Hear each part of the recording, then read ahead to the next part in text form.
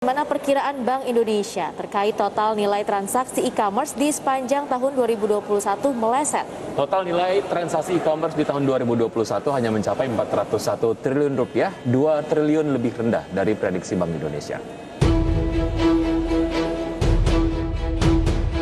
Perkiraan Bank Indonesia terkait total nilai transaksi e-commerce sepanjang tahun 2021 meleset.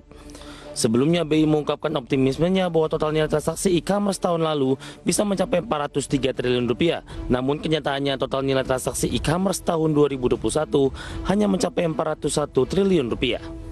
Itu berarti total nilai transaksi e-commerce di sepanjang tahun 2021 hanya mencapai 99,50 dari perkiraan BI. Meski tak mencapai perkiraan BI, capaian tersebut masih tumbuh signifikan dari capaian transaksi e-commerce pada tahun 2020.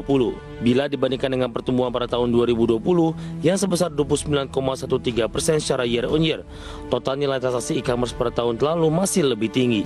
Pada tahun 2022, total nilai transaksi e-commerce akan kembali meningkat, bahkan bisa lebih tinggi dari yang disampaikan dalam pertemuan tahunan Bank Indonesia pada November 2021 silam.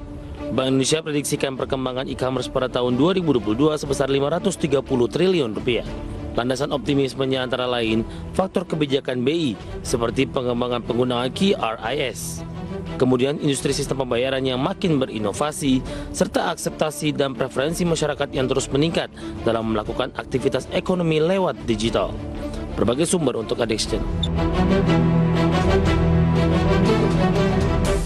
Ya, bicara mengenai transaksi e-commerce di Indonesia, bahkan We Are Social tahun 2021 mengatakan bahwa Indonesia memiliki tingkat persentase penggunaan e-commerce terbesar di dunia sebanyak 88,1% gitu ya. Dan di tahun 2030 malah ini katanya untuk transaksi e-commerce di Indonesia bisa mencapai 8 kali lipat. Jadi akan gede banget. Oke, jadi mungkin di tahun 2021 lalu terutama memasuki akhir tahun, kenapa sih kok akhirnya proyeksi Bank Indonesia soal transaksi e-commerce bisa menurun?